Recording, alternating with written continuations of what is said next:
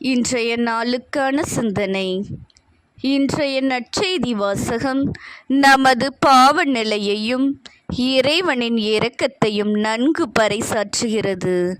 நோயற்றவருக்கு அல்ல, நோயுற்றவருக்கே மருத்துவர் தேவை. நேர்மையாளர்களை அல்ல, பாவிகளையே மனம் மாற அழைக்க வந்தேன் என்னும் இயேசுவின் அமுத மொழிகளை இன்று சிந்திப்போம்.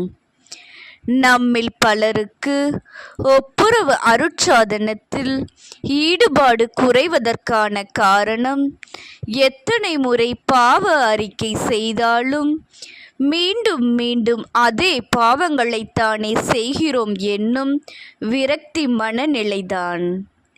இந்த பார்வையில் இந்த வாதம் நியாயமானதாக தோன்றினாலும் இறையியல் பார்வையில் அதில் ஒரு குறை இருக்கின்றது.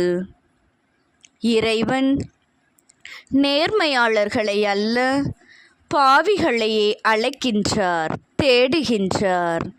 எனவே பாவ அறிக்கை செய்வதன் வழியாக நாம் பாவிகள் என்பதை ஏற்றுக்கொள்கிறோம்.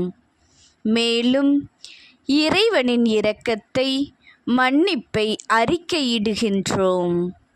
எனவே ஒப்புரவு அருள் சாதனம் ஒரு மன்னிப்பின் வழிபாடு மட்டுமல்ல, ஒரு விசுவாச மேடை, ஒரு இறை புகழ்ச்சி தளம்.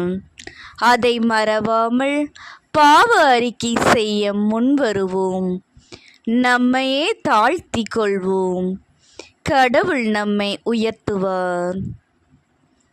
பாவிகளை தேடி வந்த ஆண்டவராகிய இயேசுவே, உம்மை போற்றுகிறோம். உமது திருமுன் நாங்கள் பாவிகள் என்பதை ஏற்றுக்கொள்கிறோம். உம்மிடம் மன்னிப்பு கோருவதன் மூலம் உமது இரக்கத்தை அறிக்கையிடுகின்றோம். ஆமென்.